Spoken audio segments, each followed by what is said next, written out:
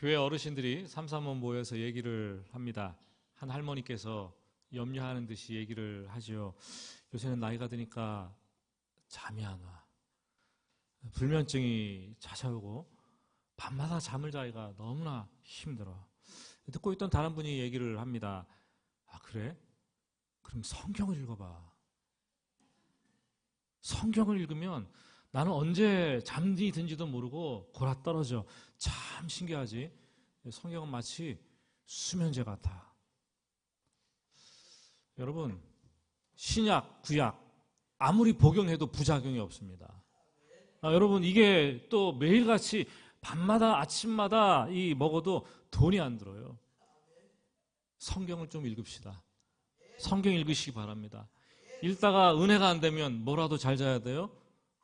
잠이라도 잘 자야 되지 않겠습니까? 그런 축복이 있으시기를 바랍니다. 창세기 5장을 열자마자 1절부터 족보 얘기가 나옵니다. 이것은 아담의 계보, 아담의 족보를 적은 책이니라. 말씀을 보면 뒤이어서 누가 얼마를 살다가 누구를 낳고 또 몇 세 죽었다. 이런 얘기가 계속 반복이 됩니다. 오늘 족보가 좀 짧아서 다행이지 역대상 7장에 기록되어 있는 족보를 역대상으로 가면 기록되어 있는 족보가 총 9장에 걸쳐서 기록이 되어 있어요. 9장 족보를 처음부터 읽어내려면 정말 끝까지 읽는 사람 드뭅니다. 건너뛰기도 하고 읽어야 되나 고민하기도 하고 읽다가 수면제장처럼 이렇게 졸기도 하고 자기도 합니다. 근데 바울 사도가 젊은 목회자 디모데에게 이런 얘기를 했어요. 끝없는 족보에 몰두하지 말라. 왜 그런 말을 했을까요? 이런 것은 믿음 안에 있는 하나님의 경륜을 이름보다 도리어 변론을 내느니라. 이 거짓 교사들이 교회 안에 들어왔는데 성경을 가르칩니다. 근데 구약의 족보를 하나하나 풀어나가면서 이거는 실제가 아니라 이 그리스 신화, 로마 신화에 나오는 것과 같은 것이다 라고 치부를 합니다. 복음에 물을 타서 희석을 시키면서 성경 자체를 이 허망한 얘기로 만들어 버리는 거죠. 사실 성경에 나오는 족보 얘기 성경에 필요하지 않은 것이 어디 있겠습니까? 필요하니까 하나님께서 다 성령의 감동으로 기록하신 거 아니겠습니까?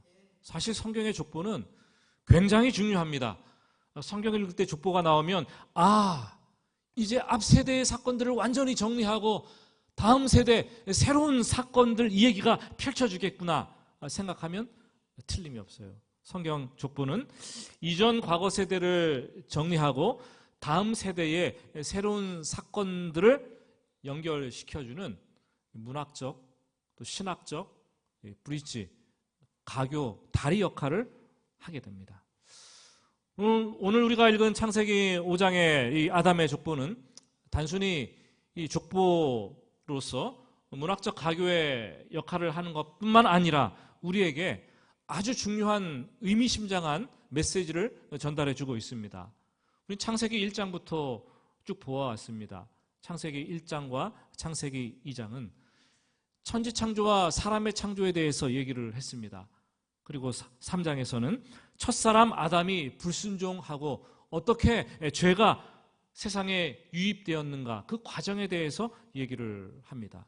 4장으로 넘어가니까 인간의 처음 죽음에 대해서 얘기를 하는데 가인이 동생 아벨을 쳐 죽이는 죄를 짓습니다. 그리고 가인의 후예들도 죄를 지으면서 끊임없이 서로 미워하고 상처를 주고 깨트리고 이런 모습들을 보게 되죠. 그리고 5장에 우리가 들어왔는데 5장에 들어오게 되면 이 죄의 싹슨 사망이라는 그 말씀처럼 죽음이 사망이 죄를 짓고 사는 인간을 얼마나 강렬하게 지배하고 사로잡는지 죽음의 권세에 대해서 우리는 보게 되는 거죠. 그래서 창세기 5장을 우리는 사망장이라고 합니다. 사망, 죽음장. 죽음의 열전이라고도 부릅니다. 누가 몇 세에 누구를 낳고 몇 년을 살다가 몇 세에 죽었더라. 낳고 살다가 죽었더라. 낳고 살다가 죽었더라. 이게 아멘이십니까? 아멘이시면 굉장한 이게 은혜가 되는 거예요. 아담의 족보를 자세하게 보면은요, 4절과 5절에서는 첫사람 아담이 죽은 아벨 대신 셋을 낳았는데 그 다음으로도 800년을 지내며 자식을 낳고 살다가 930세에 죽었다고 얘기합니다. 그러니까 얼마나 많은 아담과 하와가 자식들을 낳았겠습니까, 여러분? 성경은 성경에 기록된 인물들만 있는 게 아니에요. 꼭 구원사에 필요한 사람들만 흐름을 잡아서 기록해 놓았을 뿐입니다. 6절부터 8절을 보면 이 아담의 아들 셋이 에노스를 낳았는데 에노스를 낳고 807년을 지나면서 자녀들을 낳고 912세에 죽었다라고 얘기를 합니다. 또 9절부터 11절까지는 에노스가 자녀를 낳고 살다가 905세에 죽었대요.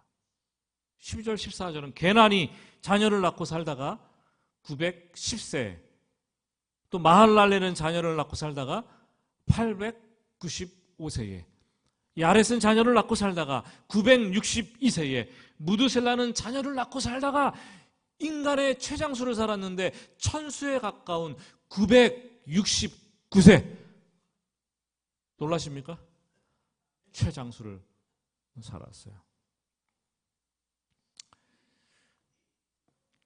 또 라멕은 노아를 낳고 777세를 살다가 죽었다고 기록이 되어 있습니다. 아담의 족보는 10대에 걸쳐서 기록하고 있는데 이 모든 사람들이 거의 800, 900은 그냥 우습게 살았잖아요. 그러니까 아들을 110대, 100대에서 낳았다고 해도 그 아들이 또 자식을 낳고 손주까지 낳고 했으니까 거의 성경에 나오는 이 인물들이 같은 시대에 함께 살았다고 보면 틀림이 없어요. 그렇죠? 죽는 것은 태어나고 죽는 것은 순차적으로 왔겠지만 거의 같은 시대를 산 사람들이 아닌가라는 생각이 듭니다. 이 창세기 5장을 읽으면 중요한 것은 몇백 년을 살았던 천수를 가까이 누렸던 결국 모두가 다 죽는다는 거예요. 죽음이 그들을 지배하고 있다는 것. 이게 족보가 가르쳐주는 핵심입니다. 근데 궁금한 것이 아니 왜 이렇게 오래 살았어요? 왜 이렇게 말도 안 되게 오래 살았느냐는 거죠. 하나님께서 그 이유를 성경에서 말을 해주고 있습니다. 창세기 6장 3절 말씀을 한번 읽어볼까요? 여호와께서 이르시되 나의 영이 영원히 사람과 함께하지 아니하리니 이는 그들이 육신이 됨이라. 그러나 그들의 날은 120년이 되리라 하시니라. 아멘. 하나님께서 천지를 창조하실 때 궁창을 만드시고, 궁창은 하늘이죠. 하늘 위의 물과 하늘 아래의 물로 나누셨습니다. 궁창 위의 물은 이 대기와 이 지구 사이에 층을 이루고 있으면서 따뜻하게 해주는 온실 효과를 가져다 주었죠. 그래서 처음 지구가 창조되었을 때 영하로 40도, 영하 50도 막 이렇게 떨어지지 않도록 지구를 따뜻하게 유지해 주었고, 아담이 옷을 입고 에덴 동산에서 입지 않고 살 수 있도록 해 주었고, 마치 오늘날의 아열대 기후와 굉장히 비슷했습니다. 또한 이 수층은 우주의 해로운 고주파 광선이 지구로 유입되는 것을 막아주어서 인간을 보호해 주는 역할을 했습니다. 그런데 노아의 홍수 때 하늘의 창문들이 열리고 기품의 샘들이 다 터지면서 40주야 이 비가 내리는데 그 수층에 대기권 위에 궁창 위에 물층이 다 쏟아져 내립니다. 그래서 인간을 보호해주는 가림막이 완전히 사라진 거죠. 홍수가 끝난 이후에 인간의 수명은 급격하게 줄어들게 됩니다. 홍수 전에 바로 하나님께서 말씀을 주신 거죠. 그래서 홍수가 끝난 이후에 보면 창세기를 보면 600세, 500세, 400세 조금 줄어듭니다. 급격하게 줍니다. 그러다가 믿음의 조상이라고 하는 아브라함은 175세를 살게 되고 출애굽기로 건너가게 되면 최장수를 살았던 사람이 모세인데 120세를 살고 인생을 마감하게 됩니다. 처음에는 900세 천수 가까이 누리며 살았는데 7, 800은 대수롭지 않게 살아냈는데 지금 우리는 아무리 길어야 그래서 120세를 넘기지 못하는 거예요. 참 놀랍지 않습니까? 이 현존하는 그 세계 최고령 분이 누구인가 살펴봤더니 스페인에 산대요. 117세 할머니래요. 할머니. 그 사람의 이름이 마리아 브라냐스 모레라. 이름도 길어요. 117세를 살고 있다는 거예요. 많이 살 것 같습니까, 여러분? 창세기는 허구가 아니라 여러분 설화가 아니라 실제입니다. 하나님께서 주신 말씀이 인류 역사와 지금 우리의 삶 속에 어떻게 반영되고 있는지를 그대로 증거해주고 있는 것이 창세기 말씀입니다. 아담의 족보가 말하고 있는 진리 하나라 그랬죠. 죄의 결과 모든 인간은 다 죽는다. 우리는 죽음을 아는 것이 중요합니다. 우리는 죽음을 경험할 수 없기 때문에 죽음을 아는 것이 중요합니다. 저도 그렇고 여러분도 그렇고 이 자리에 몇 년을 더 살다가 떠나갈지 모르잖아요. 지금 우리 곁을 떠나간 성도들이 얼마나 있습니까, 여러분? 생각지도 못했는데 떠나간 성도들. 우리는 누구든지 몇 수를 누리다가 때가 되면 다 이 땅을 떠나가 죽음을 맞이하게 될 것입니다. 하루 지나고 오늘 또 하루 지나고 내일 또 하루 지나니까 이 죽는 날이 점점 가까워지는 거예요. 남은 생이 줄어드는 거죠. 그것을 알면 남은 생이 얼마인지를 소중하게 여길 수밖에 없겠죠. 생명의 가치를 소중하게 여기는 거예요. 오늘이라도 하나님께서 인간을 창조하실 때 호흡을 우리 코에 불어넣어 주셨는데 그 호흡을 거두어 가시면 생명이 끝나는 거예요. 예배 드릴 때마다 은혜를 우리가 받지만 특히 은혜를 받는 예배는 저도 장례 예배 때 가서 저는 은혜를 많이 받습니다. 유가족들과 장례 예배를 드리고 또 어떤 날은 입관을 하는데 입관은 제가 꼭 참석을 합니다. 들어가서 염을 하는 걸 다 같이 보고 가장 힘든 시간이기 때문에 말씀을 전합니다.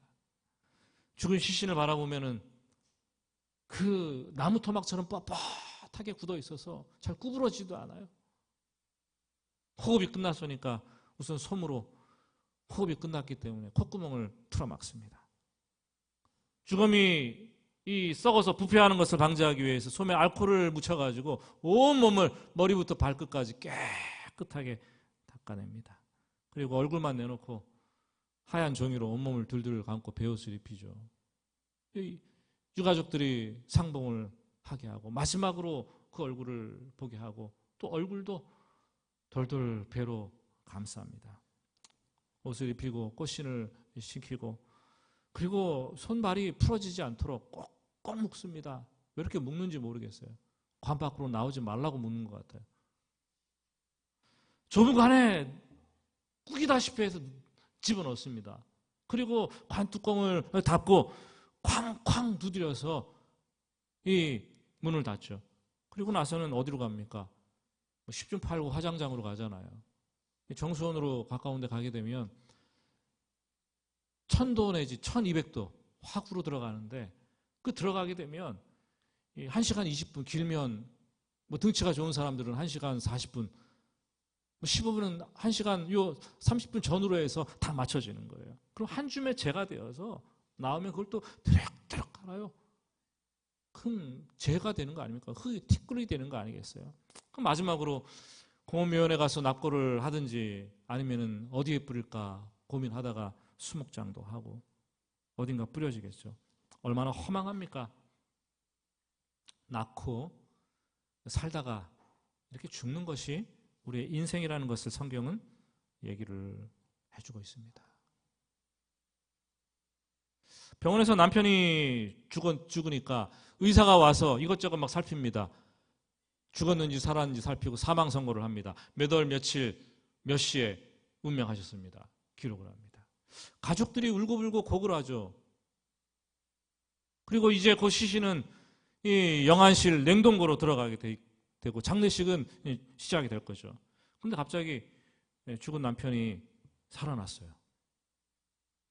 잘 움직이지 못하니까 옆에 있는 자기 아내 손을 툭툭 치면서 건드리면서 작은 소리로 얘기합니다. 여보, 나 살았어. 여보, 나 살았어. 그러니까 아내가 하는 말이 의사가 죽었다잖아. 사랑하는 여러분, 죽음이란 그런 거예요. 우리가 죽으면 뭐 얼마나 더 살기를 원하는 사람이 있겠습니까? 잘 죽었다 그러죠. 살아있을 때 가족들에게 잘하시기 바랍니다. 살아있을 때 잘하셔야 돼요. 죽었다 살아나는 거 원하지 않아요, 아무도. 자기만 생각하고 살면 안 됩니다, 이 땅을. 많은 사람들이 이렇게 죽음을 맞이하게 되는데 이 죽음에 대해서 좋은 꿈을 꿉니다. 아니, 좋은 꿈만 꿔요. 자기가 세상을 떠날 때 가족들, 사랑하는 사람들을 다 불러놓고 그리고 준비해왔던 유언을 이렇게 읊어가면서 좋아하는 찬송가도 막 이렇게 울려 퍼지고 부르게 하고 분위기 좋게 사랑해 사랑해 이제 그만 떠날게 이렇게 하고 다 갈 줄을 압니다. 그런데 그렇게 마지막 죽음을 맞이하고 떠나가는 사람은 거의 없습니다. 거의 없어요. 그런 꿈을 꾸신다면 깨세요. 꿈 깨세요. 대부분 갑자기 사고로 죽습니다. 중환자실에 무의식 상태에서 코마 상태에서 산소 호흡기를 꽂고 있다가 죽습니다. 여러분, 치매로 고생하다가 얼굴도 못 알아보고 죽는 거예요. 호흡 곤란으로 심장이 어느 날 덜컥 멎어가지고 죽은 거죠. 자고 일어났더니 죽어 있는 거예요. 대부분 작별을 하지 못하고 이 죽음의 강을 건너가는 겁니다. 오늘 아침에 출근하면서 오늘 밤에 잠을 청하면서 내 주위에 내 주변에 있는 사람들 마지막 볼 것처럼 우리가 대하고 살아가야 되는 거예요. 오늘은 이 세상 사람이 아닐 수도 있어요. 내일은. 어느 날 갑자기 준비 없이 죽은 사람들, 그 사람이 수습하지 못하고 엉망으로 만들어 놓은 일 때문에 이 땅에 남아있는 가족들이 얼마나 그 뒤치다꺼리 하느라 고생하면서 힘들게 인생을 살아가는 분들도 있습니까? 내가 죽으면 슬픔은 잠깐이에요, 여러분. 당장 내가 하던 일들을 내 책상에 누군가 그 자리에 앉아가지고 그 사람이 그냥 떠맡아서 하는 거예요. 가정에서, 직장에서, 교회에서 누군가 내 일을 내가 놓고 떠나가게 되었을 때 정말 누군가 이어받아서 할 텐데 말끔하게 내 삶을 정리하고 누군가 잘할 수 있도록 삶을 정리하고 간다면 참 준비를 잘하는 인생, 마지막 끝을 마무리하는 인생이라는 생각이 됩니다. 오늘 성경은 모든 인간은 다 죽는다고 얘기를 하죠. 그런데 오늘 갑자기 놀라운 말씀을 저자는 전해줍니다. 21절과 24절 말씀인데요. 우리 한번 같이 21절부터 24절 말씀을 같이 읽어보겠습니다. 에녹은 65세에 무드셀라를 낳았고 무드셀라를 낳은 후 300년을 하나님과 동행하며 자녀들을 낳았으며 그는 365세를 살았더라. 에녹이 하나님과 동행하더니 하나님이 그를 데려가심으로 세상에 있지 아니하였더라. 아멘. 사망장에서 끊임없이 살다가 낳다가 죽었다는 죽음의 열전 속에서 죽음을 이겨낸 사람, 사망의 권세를 뛰어넘은 사람이 갑자기 등장합니다. 그 사람의 이름은 에녹. 에녹은 하나님과 동행했습니다. 에녹은 사망을 이기고 육신의 죽음을 경험하지 않고 하나님 나라로 들림받았습니다. 하나님은 에녹을 사망의 그늘에 가두지 않으시고 당신이 있는 곳으로 바로 데리고 가셨습니다. 낳고 살다가 죽었더라. 인생의 이 패턴을 일순간에 깨트리는 그 사람이 바로 에녹이었어요. 에녹은 죄의 노예가 된 인생을 살아가는 사람들과 인생들과는 차별화된 인생을 살았다고 성경은 얘기를 합니다. 에녹이 도대체 어떤 사람이었길래 이런 축복을 받았을까? 하나님께서 에녹을 어떻게 잘 보셨길래 죽음을 맛보지 않고 하늘로 직접 그렇게 빨리 365세에 데리고 가셨을까? 아무리 성경을 봐도 에녹은 창세기 4장에 나오는 가인처럼 큰 성을 쌓지도 않았고 두발 가인처럼 기계 산업을 일으키지도 않았고 유발처럼 음악가도 아니었고 생전에 큰 일을 한 것이 없어요. 언급하고 있지를 않아요. 우리가 인간적으로 세상에서 생각하는 것처럼 에녹은 탁월하고 훌륭했던 그런 사람이 아니었습니다. 지극히 평범한 사람 중에 하나였어요. 하지만 하나님 마음에 쏙 드는 한 가지, 그 한 가지가 있었습니다. 그게 뭡니까? 65세에 무드셀라를 낳고 그때부터 300년 동안 하나님과 동행하며 자식을 낳았더라. 하나님과 동행하는 삶이었기 때문에 하나님께서 그를 가까이 두시려고 죽음을 맛보지 않고 데려가셨다는 사실이에요. 여러분, 그렇다면 하나님이 보시기에 인간의 가장 큰 업적, 인간의 가장 아름다운 행동이 뭡니까? 그것은 하나님과 동행하며 사는 삶이라는 거죠. 인간은 누구와 동행하느냐에 따라서 그 삶의 형태가 천양각색으로 차이가 납니다. 잠언을 보니까 그런 얘기를 하고 있어요. 지혜로운 사람과 동행하면 지혜롭게 될 것이고, 그리고 미련한 자를 사귀면 해를 받으리라. 여행을 가는데, 5월달에도 여행을 여러분들이 많이 가시겠죠? 여행을 가는데 중요한 게 뭡니까, 여러분? 예? 어디 가냐가 중요해요? 무엇을 가서 하느냐가 중요합니까? 돈을 얼마 갖고 가냐가 중요해요? 뭐가 중요합니까? 누구랑 가느냐가 제일 중요한 거예요. 누구랑 가느냐가. 우리의 인생 여행, 우리의 신앙 여행, 누구랑 가느냐가 제일 중요한 거예요. 거기에 인생의 즐거움이 있고 거기에 신앙의 즐거움이 있다라는 거죠. 신앙생활도 우리의 인생도 하나님과 동행하느냐 아니면 사람과 동행하느냐에 따라서 그 수준이 달라지는 거죠. 신앙생활의 이 핵심은 하나님과 동행하는 거예요. 하나님과 동행하는 것. 여러분 교회 오면서 자꾸 그런 말 좀 하지 마세요. 교회 친구가 없어서 교회 다니는 게 힘들어요. 우리 막 직분자들도 그런 얘기하면 어떻게 합니까? 목사님 저도 친구가 없어서 교회 목회하기 너무 힘들어요. 그런 거 아니잖아요, 여러분. 예? 예? 하나님만이 나와 동행하시기 때문에 내 친구 되기 때문에 신앙생활이 즐겁습니다. 좀 이런 고백 좀 하고 신앙생활 하시기 바랍니다. 예? 그게 신앙생활인 거예요. 하나님과 동행하는 거. 우리가 하나님을 예배하고 하나님께 기도하고 하나님 말씀을 읽고 하나님의 뜻을 분별하는 거, 그렇게 하려고 애쓰는 이것들, 이런 것 모두 자체가 하나님과 동행하려고 하는 노력인 거죠. 우리 죄를 지은 인간들은 하나님을 자꾸 멀리하는 거예요. 자꾸 동행하지 않으려고 하는 거죠. 그러니까 하나님께서 거부하니까 직접 인간의 몸을 입고 이 땅에 내려오셨어요. 그것이 성육신 아닙니까? 하늘 올라가시면서 또 인간들을 영적 고아와 같이 내버려 질까봐 걱정을 하신 나머지 내가 떠나가지만 너희에게 성령을 보내줄 것이다. 지금은 성령 하나님께서 우리와 동행하는 줄 믿으시기 바랍니다. 하나님은 우리가 늘 동행하고 싶어 하십니다. 하나님과 동행했다는 표현을 히브리서 기자는 11장 5절에서 이렇게 얘기를 합니다. 히브리서 11장 5절입니다. 믿음으로 에녹은 죽음을 보지 않고 옮겨졌으니 하나님이 그를 옮기심으로 다시 보이지 아니하였느니라. 그는 옮겨지기 전에 하나님을 기쁘시게 하는 자라 하는 증거를 받았느니라. 아멘. 에녹의 믿음이 대단했다라는 거예요. 그 믿음을 가지고 하나님을 기쁘시게 했다라는 거죠. 하나님과 동행하면서. 에녹은 믿음의 사람이었고 하나님을 부지런히 찾았습니다. 그 에녹을 보시고 하나님은 기쁨을 이기지 못하시고 그에게 상을 주셨는데 죽음을 맛보지 않고 하나님 나라로 가는 축복을 허락해 주셨습니다. 오늘은 어린이 주일입니다. 24절에서 에녹이 하나님과 동행했다는 표현도 중요하지만 더 중요한 표현은 22절입니다. 에녹이 무드셀라를 낳고 300년을 하나님과 동행하며 뭐를 했다고요? 자녀들을 낳았다. 자녀들을 낳을 때 누구랑 동행해야 돼요? 남편이 아니에요. 하나님과 동행하며 자녀들을 낳았다는 거예요. 이 말을 의역을 하면은 하나님과 동행하며 에녹이 자식들을 키웠더라, 양육했더라, 이 말인 거예요. 신앙교육을 했더라는 거죠.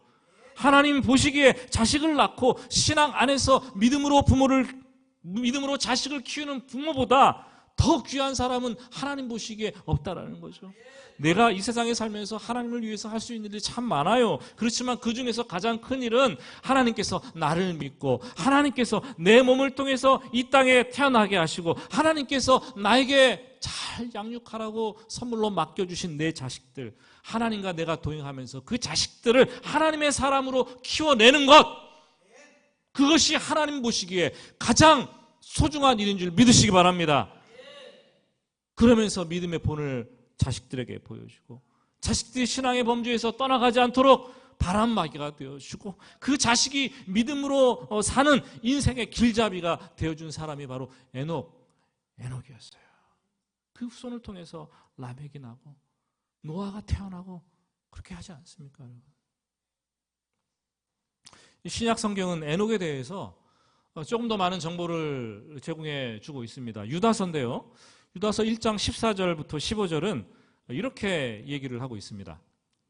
아담의 7대 손 에녹이 이 사람들에 대하여도 예언하여 이르되 보라 주께서 그 수면의 거룩한 자와 함께 임하셨나니 이는 못 사람을 심판하사 모든 경건하지 않은 자가 경건하지 않게 행한 모든 경건하지 않은 일과 또 경건하지 않은 죄인들이 주를 거슬러 한 모든 완악한 말로 말미암아 그들을 정죄하려 하심이라 하였느니라. 아멘. 우리는 창세기 6장에서 노아를 볼 텐데 노아의 시대가 돼서 죄악이 관영하고 하나님 보시기가 참 어려웠다 이렇게 생각을 하는 경우가 있어요. 근데 그게 아니라 이 에녹 시대부터 이미 세상 사람들의 죄와 타락은 가인의 후예들을 통해서 번져가고 있었습니다. 에녹은 예언자였어요. 하나님으로부터 심판이 있을 것이라는 계시를 받고 예언을 받았습니다. 그게 대홍수 사건이었습니다. 그리고 그때 아들을 낳았는데 마침 그 아들의 이름을 무드셀라라고 지었습니다. 무드셀라라는 뜻은 희한하게도 창 던지는 자라는 뜻입니다. 고대 부족마다 이 창을 들고 부족을 수호하는 사람이 있었는데 전쟁이 나면 그 사람 맨 앞에서 싸웠습니다. 이 사람이 죽으면 부족의 심판이 오고 다 끝난다라고 생각을 했습니다. 에녹은 계시를 받고 그런 의미로 자기 아들의 이름을 무드셀라. 무드셀라가 죽으면 다 끝나겠구나. 지은 거예요. 그런데 하나님은 무드셀라를 성경의 최장수 몇 년을 살게 하셨어요? 969세, 거의 1000수를 살게 하셨다는 거예요. 하나님의 마음이 그거예요.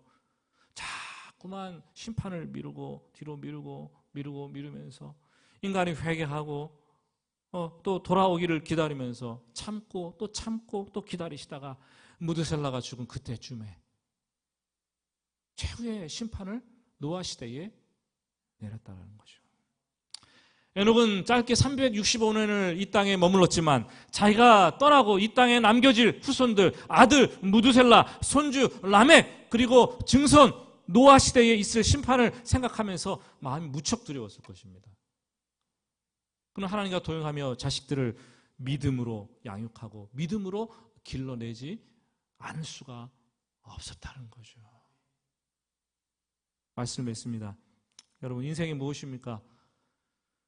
생물학적으로 낳고 살다가 죽는 것이죠. 세상 사람들은 다 그렇게 살아요. 오늘이 지나가고 나면 우리의 인생은 또 하루 짧아진 겁니다. 죽음이, 저와 여러분의 죽음이 그만큼 앞당겨진 것일 것이죠. 날마다 줄어들어요. 갑자기 죽을 수도 있어요. 남은 인생 어떻게 살 것인가? 성경은 오늘 말해줍니다. 하나님과 동행하며 사십시오. 하나님과 동행하며 믿음으로 자녀들을 양육하며 사십시오. 내가 떠난 이후에도 자식들이 하나님을 떠나지 않고 예배자로 우뚝 설 수 있도록 그렇게 양육하며 키우며 사시기를 예수님의 이름으로 축복합니다. 그것이 하나님 보시기에 가장 큰 일이고 그것이 하나님 보시기에 가장 아름다운 일이라는 것을 마음에 새길 수 있는 부모 되기를 예수님의 이름으로 축복합니다. 우리 여러분 한번 봅시다. 여러분 앞에 그 의자에 놓여 있는 그 기도 제목들이 하나씩 다 있지 않습니까? 그걸 가져가는 것이 아니에요. 가져가는 것이 아니라 꽂아 놓으시기 바랍니다. 꽂아 놓고 한번 보시기 바랍니다. 우리 해오름교회 어린아이들 기도 제목들이 기록이 되어 있어요. 교회 어린아이들은 부모만 키우는 것이 아니라 교회 공동체가 같이 키우는 거예요. 같이 키우는 겁니다. 오늘 우리 먼저 그 기도 제목, 유아들, 어린이들, 청소년들 이 어린이 주일에 해줄 수 있는 건 기도밖에 없어요. 우리가 가장 큰 선물입니다. 그 아이도 거기 적힌 대로 하나님 정 믿음 안에서 잘 살 수 있도록 도와주시옵소서. 이렇게 기도를 먼저 합시다. 우리 같이 기도하도록 하겠습니다. 하나님 아버지, 간절히 기도합니다. 아버지, 믿음으로 살아가는 우리들을 축복하시고 믿음으로 어린 영혼들을 양육해가는 교회 공동체를 하나님 축복하셔 주시기를 간절히 원합니다. 하나님 아버지, 우리에게 주신 자녀들 하나님과 동행하며 믿음으로 양육하지 않는다면 우리가 얼마나 두렵고 우리가 무책임하게 부모로서 역할을 감당하는 것이겠습니까?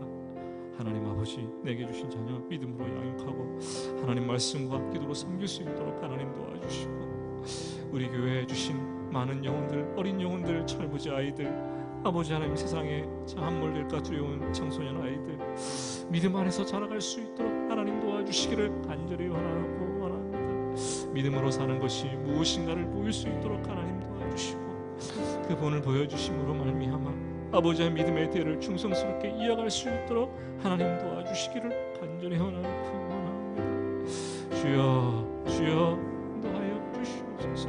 온 교회가 자녀를 믿음으로 양육하고 키울 수 있도록 도와주시고 하나님의 백성으로서 견고하게 설 수 있도록 이 세상에 타협하지 않고 믿음을 지켜낼 수 있는 용사로 설 수 있도록 하나님, 우리가 관심을 가지고 아버지는 키워낼 수 있도록 도와주시기를 간절히 원합니다. 주여, 주여, 함께하여 주시옵소서. 주님,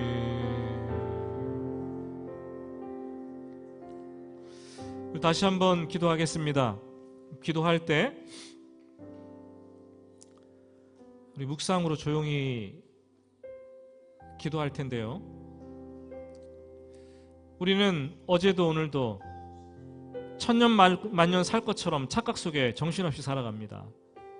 죽으라고 일하고 죽으라고 돈 벌고 자기 이름을 좀 더 내고 싶어하고 좀 더 가지고 싶어하고 좀 더 높이 올라가고 좀 더 누리기 위해서 몸부림치며 살아갑니다. 자기 중독이 된 거죠.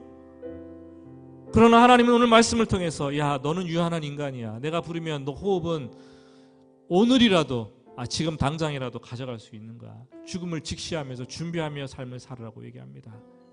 죽음을 준비하며 사는 삶은 하나님과 동행하는 것이 가장 중요하게 여기는 거예요. 하나님과 동행하며 자식들을 믿음으로 키워내는 것이라고 말을 하고 있습니다. 땅을 남기고 집을 남겨주고 이런 거 아니에요, 여러분. 믿음으로 하나님과 동행하며 사는 것을 보여주고 그렇게 살게 하도록 하는 것이 하나님 보시기에 가장 큰 일입니다. 죽음을 준비하는 삶입니다.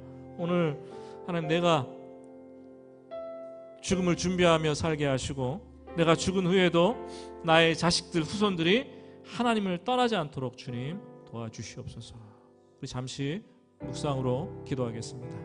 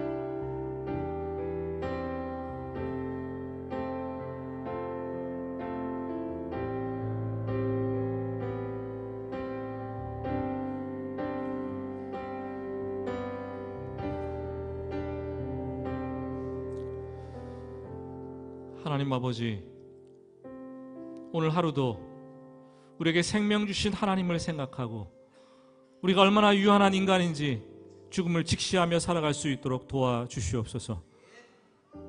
죽음을 준비하되 하나님과 동행하게 하시고 하나님과 동행하면서 자녀들을 낳고 양육하고 다음 세대를 믿음의 세대로 일구어 갈 수 있도록 축복하여 주시옵소서. 예수님의 이름으로 기도드립니다. 아멘.